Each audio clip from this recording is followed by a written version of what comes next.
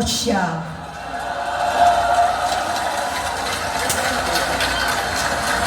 Tama na, ading ko. Tapusin mo na ang paghihirap mo at ng bayan. Gaya nung umalis tayo sa palasyo, kaya ko pa rin hawakan ang iyong kamay. Huwag kang matakot. Malaki na ang dulot sa iyo ng droga. Sinisisi ko ang sarili ko dahil hindi ako nakinig sa mga sumbong. Hindi ako nakialam. Hindi ako maniwala. Pero hindi pa huli ang lahat. Tama na, ading ko. Magpahinga na tayo. Umuwi na tayo. Magpagamot, magpagaling at nangangako ako. Hindi ako malilingat. Hindi ako magkukulang. Lahat ng kasama mo ngayon, hindi natin kasama sa pinakamadilim na bahagi ng buhay natin. Kasama mo sila ngayon dahil nasa taas ka pa. Ako at ang ating mga tunay na kapatid dito sa Luneta ang kasama mo kahit magdilim ulit ang lahat. Talikuran mo ang iniisip at ibinubulong nilang ambisyon. Unahin na natin ang kalusugan mo dahil sa adiksyon. Nabigyan mo ng malubhang karamdaman ang buong bansang Pilipino. Matatanda na tayo, sakitan na si Mami, alagaan na lang natin ang isa't isa.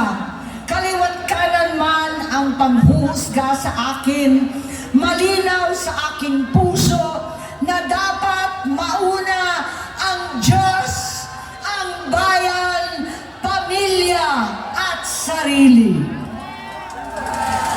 Hanggang sa mga oras na ito, Bonget, gusto kong malaman mo na hindi kita sinusukuan. Hindi ko kakayanin kung mapapahamak ka. Kaya hinihingi ko na tayo'y umuwi na, mamahinga alang sa iyong kalusugan.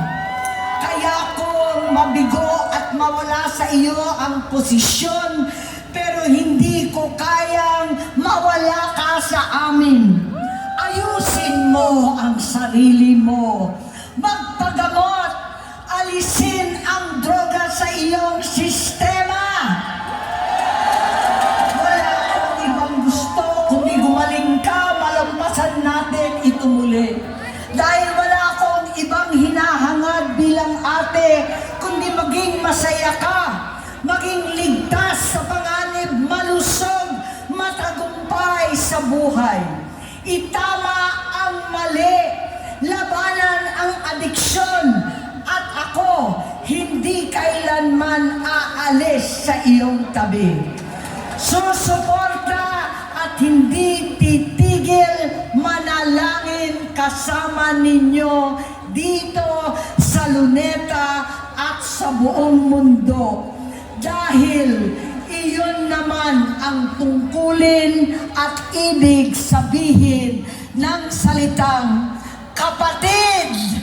Kapatid, mabuhay kayong magkakapatid. Maraming ibalik daw yung 60 billion pero 89 billion yung kinuha nila. Tapos yung 60 billion daw na ibabalik nila, kukunin sa savings ng iba-ibang ahensya.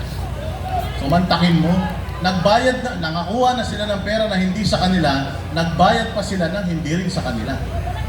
Yan yung tinatawag na, yan, ginisa tayo sa sarili nating mantika. Ano pa? Peace and order.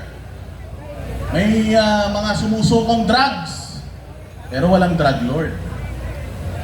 Okay ba yun? May mga sumusukong droga, nahuhuling droga, pero walang drug lord. Ha? Ang dami yung sa may alitagtag hanggang ngayon. Wala na.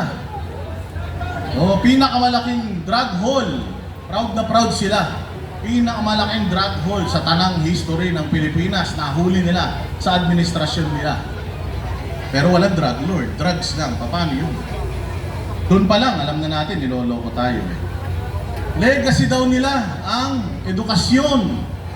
Ilang classrooms ang nagawa nila ngayong taon. Ba't sabi nila si Inday Sara hindi daw magaling na na DepEd Secretary? Kung sila sa loob ng isang taon, 22 na classroom lang napagawa nila, talo sila ni Pastor Kibuloy. Alam niyo ba si Pastor Kibuloy mayroong high school na pinagawa diyan sa Tamayong sa Davao. Merong isang merong isang lugar diyan, barangay, na sobrang hirap. Hanggang elementary lang ang kayang abutin ng mga estudyante diyan. Ang ginawa ni Pastor Apollo Kibuloy, nagpagawa siya ng eskwelahan. Jose Maria High School. Nagpagawa siya diyan sa Tamayong City, Davao. Ngayon, yung mga estudyante doon, hindi na sila bababa sa syudad para mag-aral. Doon na mismo sa barangay nila, meron na silang eskwelahan. So may naiangat na kagad ni Pastor Apollo Kibuloy yung yung estado ng edukasyon diyan sa lugar na yan. Talo pa siya. May pera ng gobyerno, pero 22 classrooms lang ang nagawa nila. Si Pastor Apollo Kibuloy, walang pera ng gobyerno, pero napakarami ng nagawa para sa bayang Pilipinas. Tama? Dating itinaas ni Pangulong Duterte ang dignidad ng ating mga kapulisan. Dinoble ang sweldo. Alam nyo, kaya dinoble ni Pangulong Duterte ang sweldo ng mga pulis. Kasi, sabi niya, lulong kayo sa loan. Loan kayo ng loan. Ang dami niyong babae. Wala naman kayong pera. Kaya nangyayari, maglo-loan kayo ng maglo-loan. Pag nag-loan ng nag-loan, walang sasahurin ilang taon. Ang gagawin ng pulis, mangungurakot. Mangungotong. Ang ginawa ni Pangulong Duterte para hindi na kayo mag-loan, dadagdagan natin yung sweldo ninyo. Saya-saya natin nun. Nagtrabaho talaga yung mga pulis. Pasok kayo? Oo, matapos yun. Nung naging presidente, ito si Pangulo, Diyos ko po. Tingnan nyo ang ginawa nila sa mga kapulisan natin. Natatandaan niyo ba yung 16-day KOJ siege? Pwede pumasok dito kung gusto niyo. Ginamit nila yung mga kapulisan para kubkubin yung simbahan, banal na dako UPI tayo. ng Kingdom of Jesus Christ. Ginamit nila yung mga kapulisan para lumabag sa batas. Yung mga pulis dapat sumusunod sa batas yan eh. Pero yung mga pulis ay kinakasangkapan nila para lumabag sa batas. Pumunta sila doon gamit ang warrant of arrest ng isang tao na hindi naman taga doon. Tapos 16 days sila na nagstay doon sa loob. Tama ba yun? Mali, wala sa batas, tama? Hindi naman natin siguro kailangang maging mga abogado lahat para maintindihan natin yan. Diba? Nakita ninyo, last year, ito, ikukwento ko lang, totoo to